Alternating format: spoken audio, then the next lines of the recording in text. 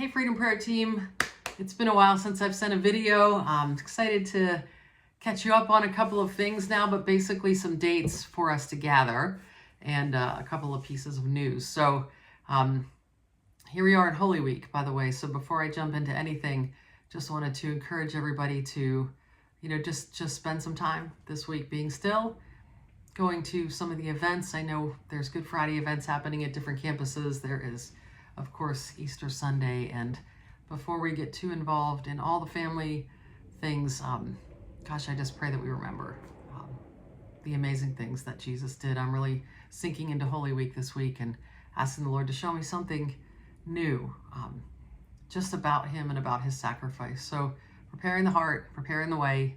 There we go. Okay, so for Freedom Prayer, just wanted to have a couple of announcements that Deneen actually reminded me to ask you a couple of things. If you are planning vacations for the summer or any activities that will be going on in the month of June, July, August, could you please go into your Planning Center account and block out the dates that you're not able to serve? Because I know that's going to come up a lot as we begin planning. We're already pushing into, we've opened half of June already. May is almost full. I think we have 1 or 2 prayer times left, but it is a beast of a month. So my heart is to ask you guys, please check your Planning Center invites and your email, because I've really had to kind of chase a lot this particular month to get people to answer their Planning Center invites. That would just be super helpful to me if you could just go in and find those. We are having a lot of prayer times on Thursday, so I don't know what we're gonna need to do about that in the future. So if you have any further openings in your schedule for Monday night, or especially for Thursday if you're not on, that would be super helpful. The other thing is about the baskets, a couple of things. If you could remember to leave in the basket the debrief, that's supposed to be something that just lives in that basket, and a couple of people have taken them out, but that's really helpful for us to have some things to look at when we're going through debrief. Also the Kleenex. Kleenex are just being left on the tables a lot, and so we're just finding them all over the different rooms. So if you could just remember to sort of repack the box before you take it down, and remember the next steps pamphlet that's in there. I actually forgot it the other day, and Shannon had to remind me when we were doing a prayer time. So if you could remember to give that to everybody as they're leaving, you want to walk them through their next steps in the scoot, but also remember there's that survey on the back that we want them to fill out.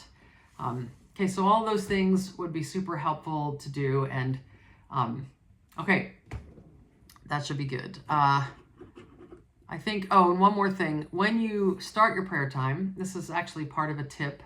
I have sent out to you, to everybody receiving a prayer time, I have created a video that I told you a long time ago we were going to create to explain a little bit about connection. What does a prayer time look like?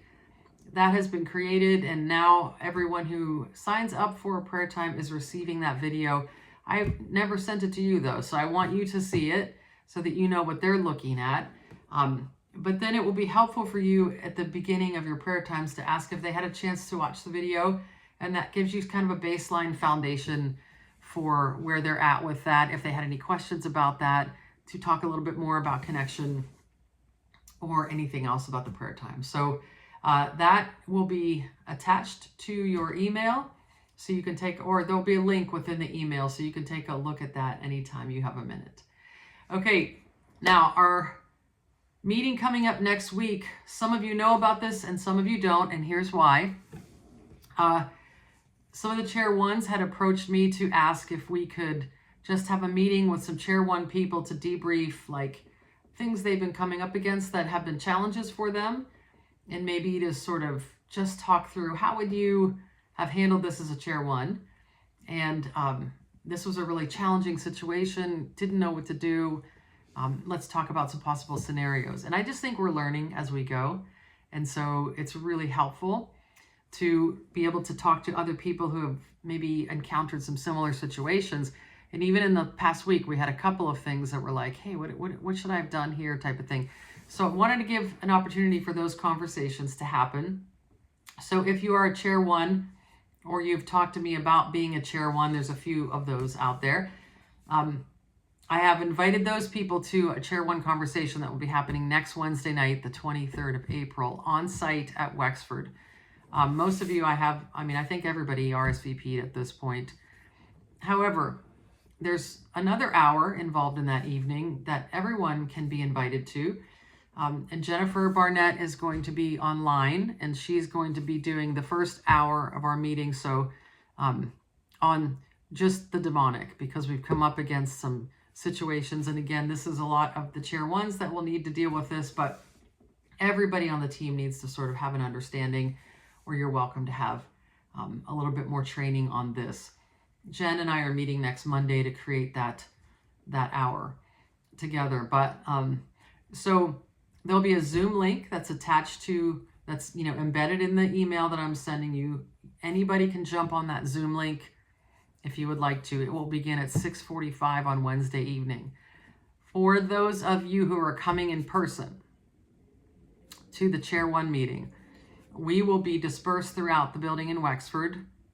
Hashtag Wexford Wi-Fi issues. But we have to be separated in all different places in order to watch that Zoom link together. And if you have any questions, it's just too hard to do in a big room. So you need to arrive at 6:30, and we'll get everyone to their rooms and set up for the Zoom call to begin at 6:45. At 7:45, we will transition to our space for the chair ones. And then my hope is that that's an hour, but plan on a little bit more. It might be a little bit longer of a night than maybe you would love. And of course you're willing, you can go whenever, but we have some things that will be really helpful to talk about. So that's what's going on next week. So if you have any questions, please let me know. And other than that, I think we are good to go. I don't think there's any particular tips that I have, but I will tell you that things are going really well in Freedom Prayer. We still have a couple of places where we're struggling a little bit with staying on the Freedom Prayer framework. But most of that is dissipating away. And I sense, and I also hear that so many people are able to release a little bit more into following the Holy Spirit as the framework becomes, just embedded in our DNA a little bit more. There's a little bit more freedom to breathe into that space. So amazing stuff has happened in the Freedom Prayer world, and it's getting in the water, guys. Just so that you know, we are kicking off the next phase of prayer ministry. So response prayer ministry, which is the prayer that happens after services on Sunday at every campus, is beginning the week after Easter. And the biggest shifts that we are making in response prayer are these. Number one, it's not just elders and elders' wives praying. We've invited lots of people from our Freedom Prayer team and a couple of other intercessors who are also prayer ministry type people to be part of that team. Super excited about that. We are going to need it because I believe God's going to really explode that ministry. As we become a praying church, we're going to need to expand our capacity to hold what God's going to pour there. So I'm pretty fired up about that. The other change is that we'll be meeting for pre-service prayer so that the whole team that's on that particular day will be meeting to pray. But the big change is that we will be incorporating connection into those times of response prayer. So I am going around all the campuses right now. I've been to Beaver Valley. I've been to Sewickley Valley. I'm heading to Wexford soon, and City at the first week of May, and then the other campuses will come along. But I'm doing some sort of personal, smaller team training to augment what we did back in October when Jen was here. So this is happening, folks. We are starting to move Freedom Prayer into other parts of it, the pieces of Freedom Prayer like connection and forgiveness and those kind of things that are going to be really helpful for people as they begin to come down for prayer. So I'm excited about that. I'm excited for the rollouts. You'll see the teaching team start to create intentional asks for the people to come down to prayer. So no longer will it be like, hey, we have prayer partners up front, come if you need prayer. It'll be very specific types of things that they're going to put forward so that it gives people a reason to pray and to come down and wrestle with things with the Lord. So one more step in our prayer culture that's building, and So I'm pretty fired up about that. So if you could please pray. And as you are getting the dates for these, I believe Wexford is Monday night, the 28th, if you're on the Wexford prayer team. And I think that City, I don't have my calendar in front of me, but May 5th-ish, something like that. Please try to be there, because part of our response prayer training will be practicing the skill of connection. And I just love having Freedom Prayer people there, because you guys already know how to do that. So those are my updates for now. So much more to come. God's doing a work here. Revival is coming. We're in pre-revival. I believe God wants to pour His Spirit out in ways that we haven't seen. In my lifetime, I haven't seen. And I'm just praying, God, bring it in, Lord. Get us ready, God, for the harvest to come. So I hope that you join me in that prayer. I hope you have an amazing Easter. I'll see some of you in lobbies around the church, but I love you, praying for you, and I can't wait to see you next week. See ya. Have a great Easter.